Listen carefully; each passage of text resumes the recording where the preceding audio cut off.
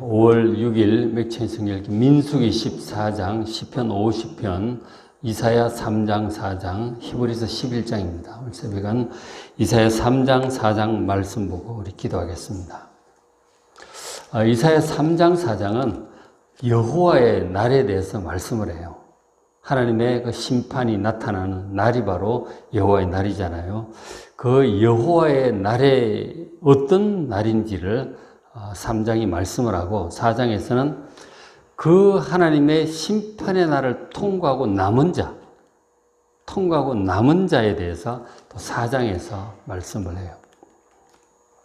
먼저 이제 여호와의 날이 어떤 것인지 이사야 3장이 자세히 말씀을 해요. 여호와의 날. 3장 전체가 이제 좀 긴데 자세히 말씀을 하는데 간단히 좀 보시면은 그 3장 끝부분에 보면 그런 말씀이 3장 25절, 26절에 보면 너희의 장정은 칼에 너희의 용사는 전란에 망할 것이다. 그래서 그 성문은 슬퍼하고 곡할 것이요 시온은 황폐하여 땅이 앉으리라. 여호와의 날은 멸망의 날로 지금 다가온 거죠. 큰 전쟁과 재앙으로 다가온 거죠.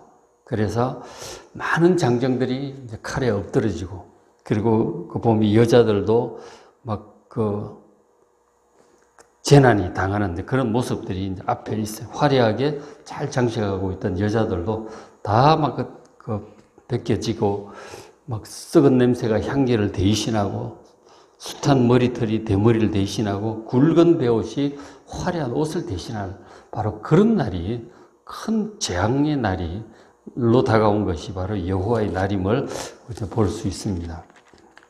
이런 재앙이 왜 임하는가 하는 것이죠. 이런 재앙은 바로 그 3장 8절에 예루살렘이 멸망하고 유다가 엎드러지는 것은 그들의 언어와 행위가 여호와를 거역하여 그의 영광의 눈을 범하였습니다. 하나님 그들의 죄로 말미암아 언어와 행위가 하나님을 거역함으로 말미암아 결국은 이 심판으로 이런 재앙의 날 여호와의 날이 임하게 되는 것이라고 지금 말씀을 하는 것이죠. 3장 1절 보면 그래서 그 여호와의 날에 보라 주 만군의 여호와께서 예루살렘과 유다가 의뢰하며 의지하는 것을 다 제거해 버리시는 그런 날인 것이죠. 그러니까 하나님의 백성들이 하나님을 의지하지 않고 세상을 따라가고 다른 것을 의지하고 사람들을 의지하고 육신적으로 이렇게 세상적으로 자꾸 가잖아요. 하나님을 찾지는 않습니다. 경외하지도 않고 예배하지도 않고 의지하지도 않는 그리고 다른 것들을 더 쫓아다니고 의지하고 그렇게 가는 거예요. 그래서 우상을 숭배하고 그래서 하나님이 진노하시고 이런 날이 임하게 되는데 그래서 그런 여호와의 날이 임하게 되면 그 첫 절이 그러잖아요. 3장 1절이 백성들이 의지하던 하나님보다 더 의지하고 좋아하고 따라가던 그런 것들 유다가 하나님의 백성들이 의뢰하며 의지하는 모든 것들을 제거하여 버리시는 그런 날이 되는 것이죠. 그런 것들이 전부 없어질 것, 파괴될 것이다 하는 거죠. 결국은 전쟁이나 그런 환란으로 말미암아 그런 것들이 좋아하고 의지하던 것들이 다 날아가는다 하는 것이죠. 그래서 이제 하나님의 백성들이 하나님보다 더 의뢰하고 의지하는 것들이 리스트가 쫙 나와요. 보면 그렇죠? 다 제거하는데 보면 1절에 곧 그가 의지하는 모든 양식, 그가 의지하는 모든 물 이런 것들을 제하여 버리신다는 것이죠. 이런 것들은 이제 또 물질적인 것이죠. 우리가 평소에 의지하고 쌓아두었던 물질들이 그날에 다 날아가는 것이죠. 그런가 하면 2절에 보면 또 용사와 전사, 재판관, 선지자, 복술자, 장로 그 유력한 사람들이 있잖아요. 의지하던 많은 사람들 이런 사람들도 죽고 이렇게 되는 거예요. 의지하던 모든 것들이 이제 그렇게 되는 것이죠. 그래서 25절에 장정은 칼에 용사는 전란에 장정과 용사들이 평소에 다 의지하는 힘이잖아요. 그런 것들도 다 이제 멸망하고 그래서 성문 전체가 슬퍼하고 곡하는 사람이 죽으니까 곡하고 시온 이 성이 황폐하여 다 땅에 나앉게 될 것이다. 이게 여호와의 날이에요. 멸망의 날이죠. 하나님을 계속적으로 거역함으로 말미암아 결국 그런 전쟁과 같은 상황이 임하고, 그래서 그 의지하던 것들이 다 날아가고 죽고 망하는 거예요. 근데 더 이상 의지할 것도 없는 이런 상황이 되고 맙니다. 이러니까 정말 믿음이 있는 사람들은 그때 하나님을 찾게 되죠. 다른 것들을 의지하고 찾고 하다가 이런 상황이 되니까 더 이상 의지할 게 없잖아요. 하나님을 전심으로 찾게 되죠. 그러나 반대로 하나님을 계속 의지하고 하나님을 계속 거역하고 세상에 다른 것들을 의지하고 추구하던 사람들은 또 그런 하나님께 회개하여 돌이키지 않으면은 그렇게 같이 이제 멸망을 하는 것이죠. 하나님을 의지하고 돌이키는 자들은 거기서 이제 하나님의 은혜로 살아남게 되는 거예요. 그게 이제 남은 자들이죠. 여호와의 날과 심판의 날에 이 남은 자들에 대해서 지금 이렇게 말씀을 하시는 거예요. 당시 이제 이사야가 예고하고 있는 이런 것은 그야말로 이제 이사야 계속 보겠지만 7장부터 9장에 나오는 북이스라엘과 아람 연합군의 침공, 아소 왕 때 그런 일이 있었고, 그리고 그래서 하나님의 은혜로 회개하고 찾고 그러잖아요. 하나님께서 건져주셨어요. 근데 또 평안해지니까 또 세상적으로 또 나가는 거죠. 하나님을 의지하지 않고 우상을 섬기고 세상적인 것들을 추구하고 계속 이렇게 나가니까 또 이제 하나님께 경고를 하시죠. 아수르가 올 것이다.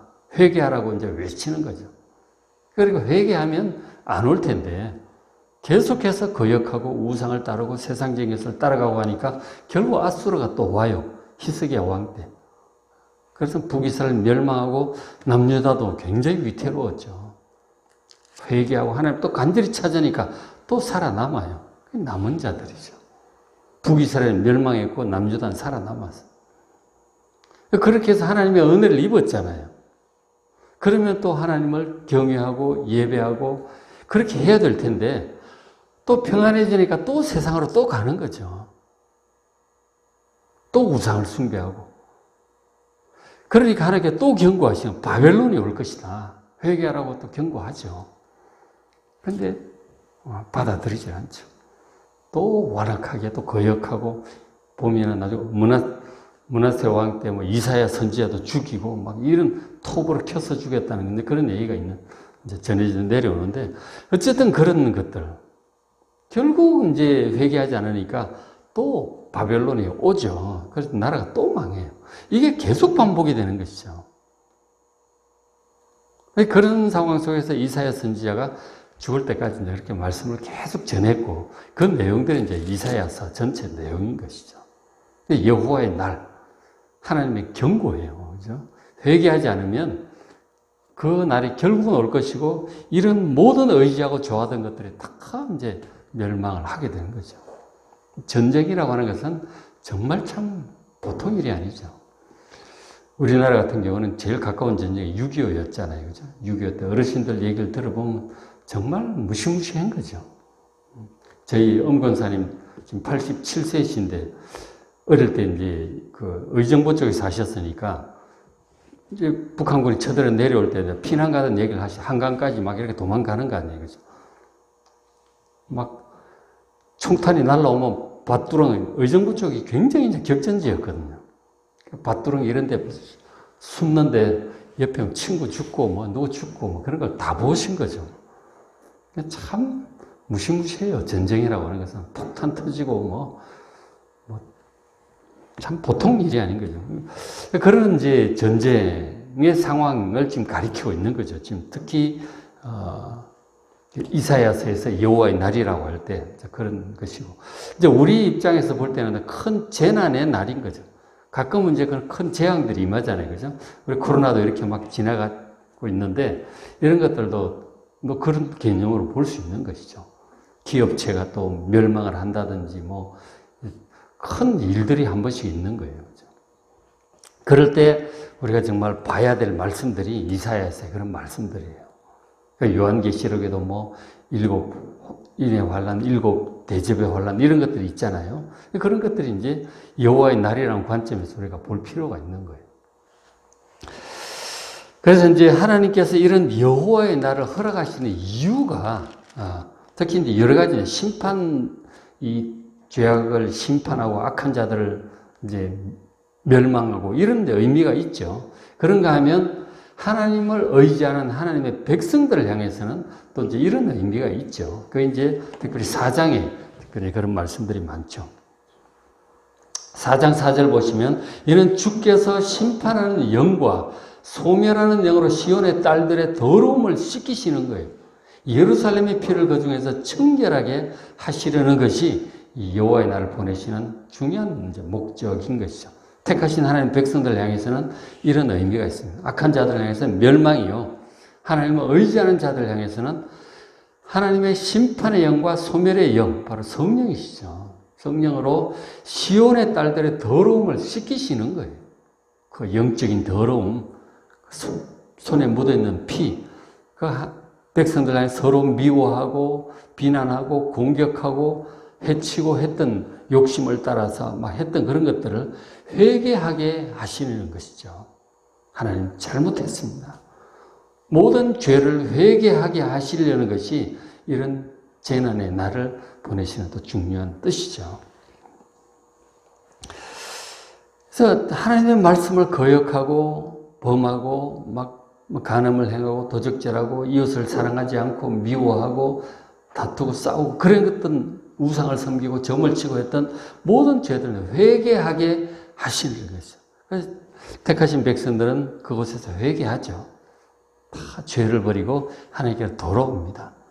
끝까지 악한 자들은 멸망하겠지만, 그렇죠? 하나님을 섬기기보다는 세상을 향하고 하나님보다 우상을 섬기고 이런 사람들 그 속에서 멸망하는 거예요. 그러나 택하신 백성들은 회개하고 그때 이제 돌아오는 것이죠. 그런 이런 여호와의 날이 아니면 또 회개도 잘 안 해. 그렇잖아요. 그런 일이 생겨야 꼭 회개를 하더라고. 어쨌든 그런 기회를 통해서 하나님 품으로 돌아오게 되는 것이죠. 그것이 하나님의 뜻이에요. 그렇죠? 회개케 하는 것이죠. 사실 우리 입장에서는 그런 심판의 날, 재앙의 날은 없으면 좋겠죠. 그렇죠. 그럼 우리는 그런 거 없었으면 해요. 그러나 하나님의 말씀을 그렇게 해서 듣질 않고 계속 다른 것들 의지하고 우상을 따르고 세상을 따르고 하나님을 등지고 멀리 가면 멸망이잖아요. 하나님께 택하신 백성들을 그렇게 떠나가도록 두실 수가 없는 것이죠. 부르시기 위해서 어쩔 수 없이 이제 최후의 방법이죠, 사실은. 이렇게 하시는 거예요. 이렇게 해야 돌아오니까 불가피하게 이런 일들을 행하시게 됩니다. 그러니까 이 악한 자들을 향해서 심판과 택하신 백성들을 불러들이시는 그런 뜻인 거죠. 하나님의 사랑이고 어쩔 수 없는 이제 사랑의 매를 드시는 거죠. 그래서 4장 그 앞에 바로 3절에 보면 남아있는 자에 관한 말씀을 해요. 시온에 남아있는 자, 이 여호와의 날, 재앙의 날에 하나님을 믿고 의지함으로 남은 자들을 얘기하는 것이죠. 영어로 remnant라고 합니다. 남은 자. 남은 자라고 하는 개념이 굉장히 중요합니다. 이사야서 전체적으로. 여호와의 날이라는 개념도 중요하고 남은 자라고 하는 개념이 중요해요. 이 남아있는 자, 하나님의 백성들 가운데 환난 중에 하나님을 의지함으로 남은 자들, 예루살렘에 머물러 있는 자, 곧 예루살렘 안에 생존한 자예요. 하나님을 의지함으로 살아남은 자, 지금 기록된 모든 사람, 하나님의 생명체에 기록된 사람들이 결국은 그 환난을 통과하면서 이 피도 씻어내고 죄악도 씻어내고 찌꺼기도 제거되고 거룩하게 회복이 되는 것이죠. 거룩하다 칭함을 받게 될 것이다 하는 것입니다. 참 그렇게 하고 그리고 이제 또 이제 중요한 말씀이 여호와의 싹이에요. 여호와의 싹에 관한 말씀을 하는데 4장 2절에 그 여호와의 날에 여호와의 싹이 아름답고 영화로울 것이다. 또 그리고 그 땅에 솟아는 이스라엘의 피난하는 자를 위하여 영화롭고 아름다울 것이다 하는 것이죠. 여호와의 싹 그리고 다른 표현으로 그 땅에 솟아 얘기를 하고 있습니다. 이 여호와의 싹 얘기가 이사야서에 종종 나옵니다. 여호와의 싹이 나와요, 그죠?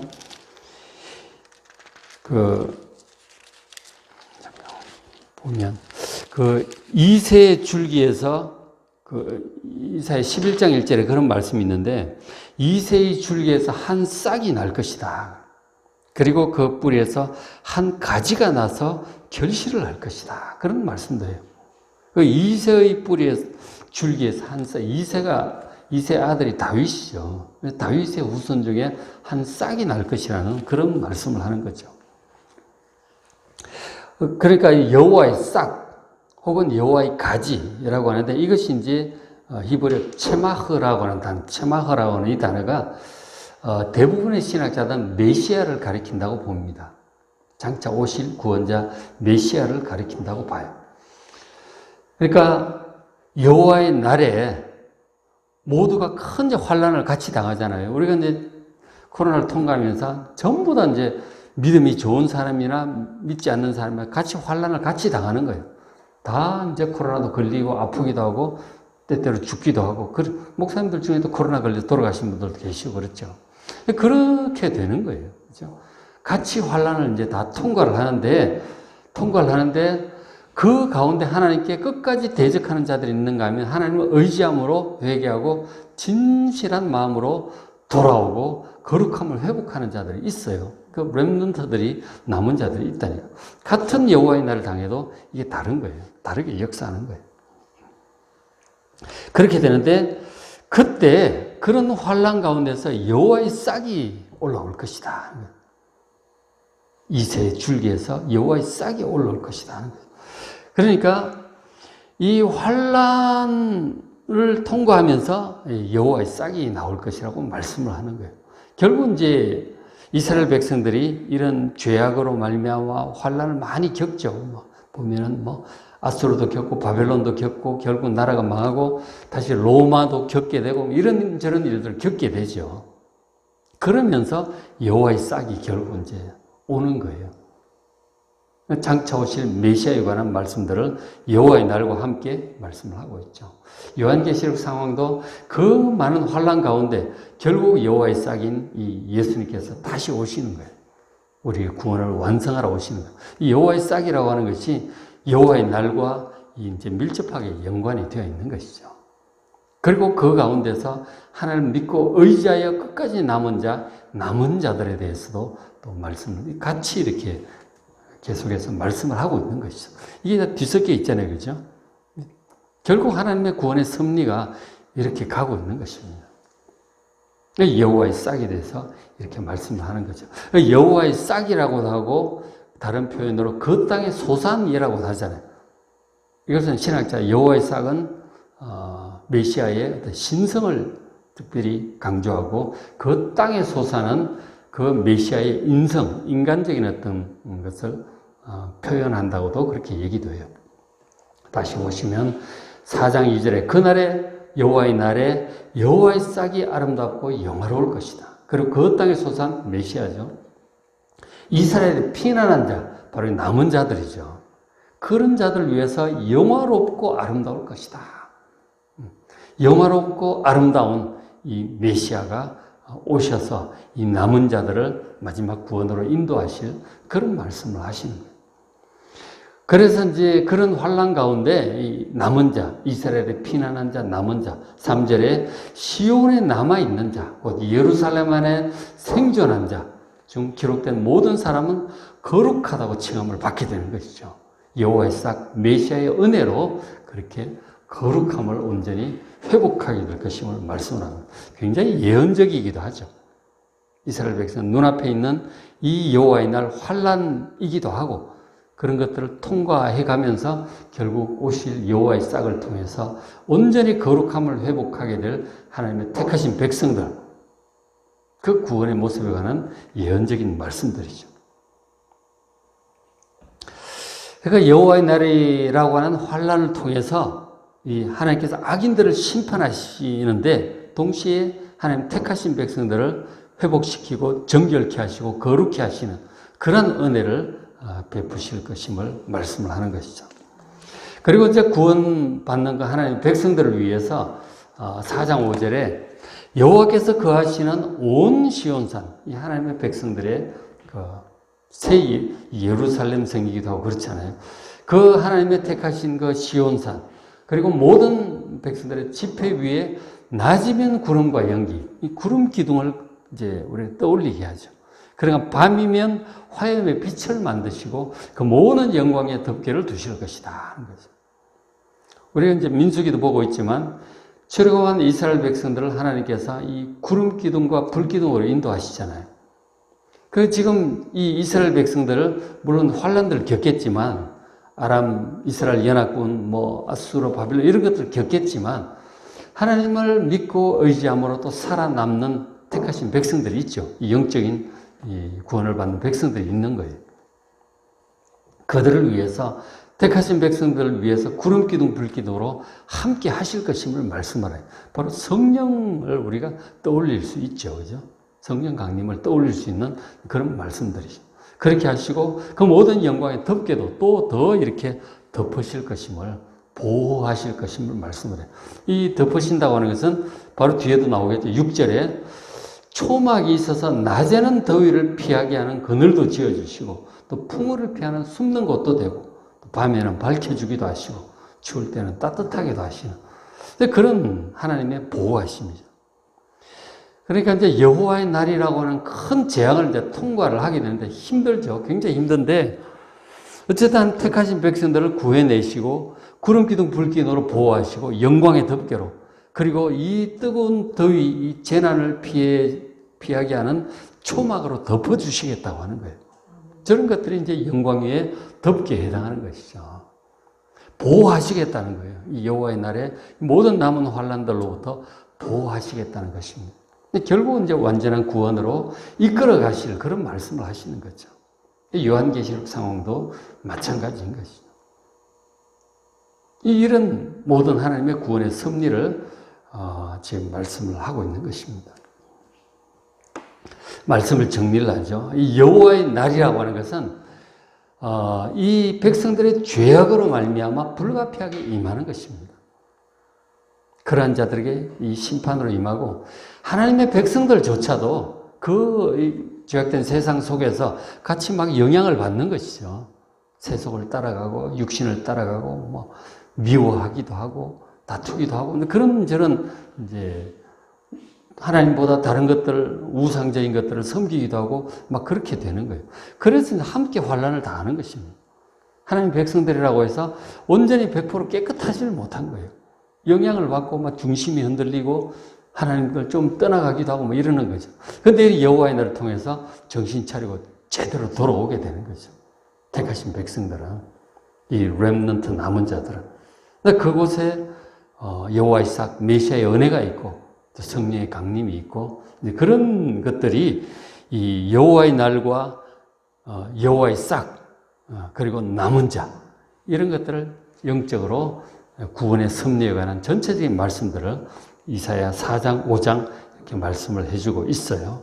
그래서 우리 입장에서 때때로 우리도 죄와 허물로 인해서 어쩔 수 없이 이런 일들을 당하게 돼요. 그러면서 또 회개하고 회복하죠. 그렇게 하나님을 의지하고 다시 회개하고 돌아오고 주님과 온전히 저런 모습으로 동행하는 구름 기둥, 불 기둥으로 인도하시는 하나님과 동행하여 그 약속의 땅, 새하늘과 새 땅까지 모든 환란을 통과하여 잘 이루는 여러분 되시기를 주의 이름으로 축복합니다.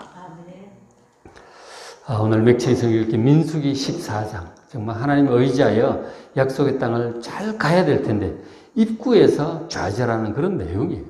믿음이 없어서 우린 못 들어간다. 그들은 그 입구 갖고 우린 메뚜기 갖고 못 들어가겠다고 모세 죽이고 애굽으로 돌아가자고 하다가 실패하는 내용이에요. 우린 저러면 안 돼. 끝까지 잘 가야 되는 거예요.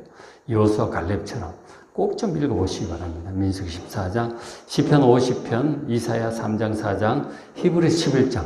믿음으로, 히브리서 11장 믿음장이잖아요. 중간에 있다가 말다가 이러지 말고 끝까지 잘 달려가도록 환난 중에도 달려가도록 권면하는 내용이 히브리서 11장입니다. 꼭 좀 잘 읽어보시길 바랍니다.